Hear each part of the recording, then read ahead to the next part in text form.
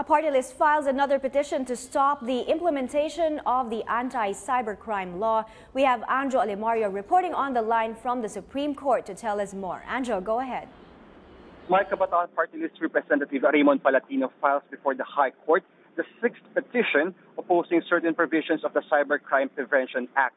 Palatino says the sixth petition carries the most number of petitioners, including alternative media bloggers, Dean of the UP College of Mass Communication, teachers, BPO workers, and artists. Question provisions in the petition include sections 4, 6, 7, 12, and 19, are provisions pertaining to the e-libel, punishment of e-libel under the law, power given to the Secretary of Justice, and law enforcers' power to collect real-time data. Mai Palatino says he will also file another bill this week in Congress on internet freedom, on how to expand internet access.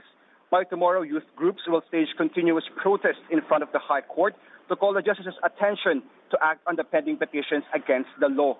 Every Tuesday, the justices meet in an en banc session, but there's no word yet if the petitions will be tackled in tomorrow's full court meeting.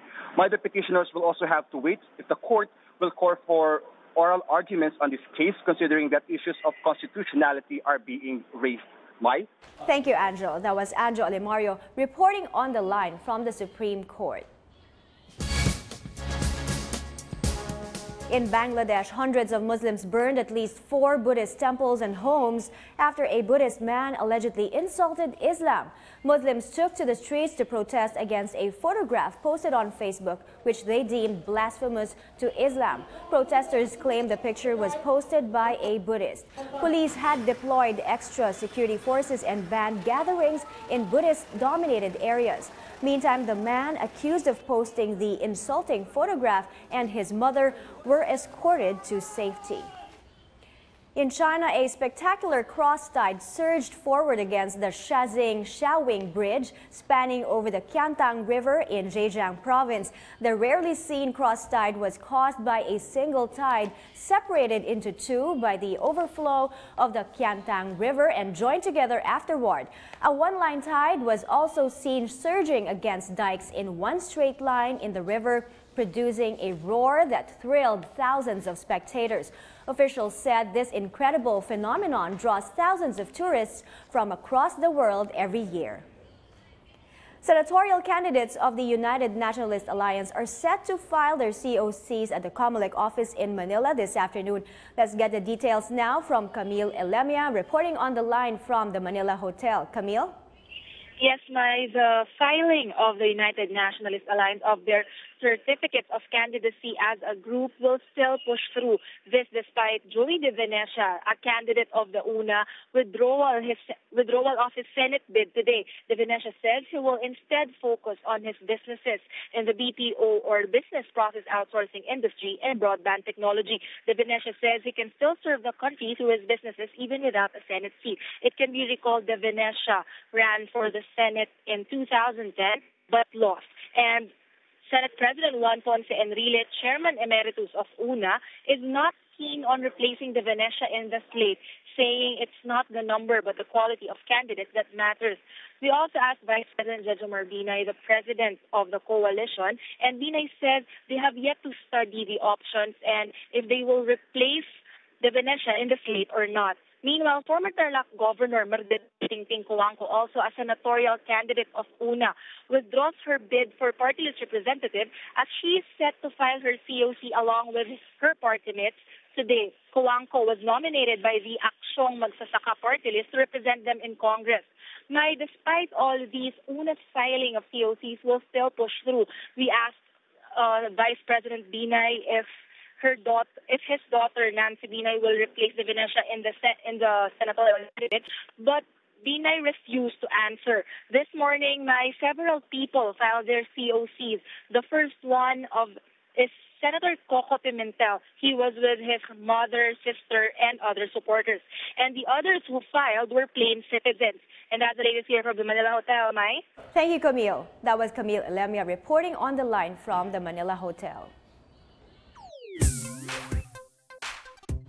We begin sports news in golf, where Europe retains its Ryder Cup title after stunning the U.S. with a comeback win, scoring 14.5 points to 13.5. Europe began the final day at the Medina Country Club in Chicago with a 10-6 deficit. Germany's Martin Keimer secured a crucial point after he sank a 5-foot putt on the 18th green to beat Steve Stricker 1-up and get his team to the 14 points needed to retain the trophy. The Europeans drew inspiration from former world #1 Seb Ballesteros, who died last year after his battle with cancer. In the MotoGP Championship, Honda's Dani Pedrosa emerged victorious at the Aragon Grand Prix in Spain. Yamaha's Jorge Lorenzo led in the early stages of the race, but was overtaken by Pedrosa with 17 laps remaining. Pedrosa's win trimmed the gap to his Spanish compatriot to 33 points with 4 races left in the championship. Lorenzo, however, remained in the lead with 290 points, while Pedrosa stayed on 257. The next race will be held in Japan on October 14. Health news now. The World Health Organization says the new SARS-like virus, which was discovered in a Qatari man in London last week, appears not to spread easily between people. In an update, the United Nations Health Agency says it is working with international partners to better understand the coronavirus.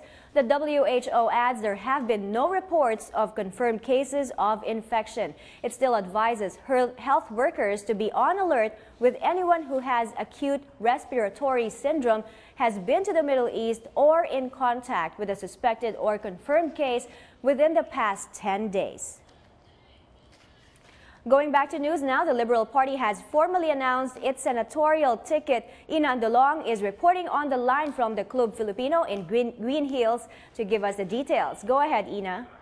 That's right, Mai. The Liberal Party senatorials for next year's elections have officially been proclaimed. President Aquino led the proclamation of the 12 candidates in the coalition ticket. 3 are from the Liberal Party: Youth Leader Bam Aquino, former Senators Jambi Madrigal and June Magsaysay. Representing the Nacionalista Party are Senators Alan Peter Cayetano and Antonio Trillanes IV, and former Las Piñas Representative Cynthia Villar. Also in the lineup are Aurora Representative Sunny Angara, former Akbayan Representative Lisa Ontiveros, MTRCB Chairperson Grace Poe, and Senator Coco Pimentel. Now, Senators Chis Escudero and Loren Legarda May are common candidates of LP and the United Nationalist Alliance, or UNA. LP May has a policy for their candidates during the campaign.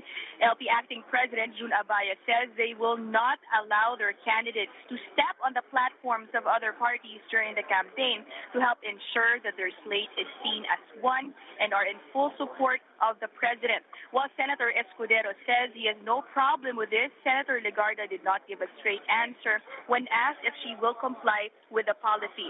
She says she'd rather focus on her own green advocacies, adding that she has yet to discuss the policy with LP.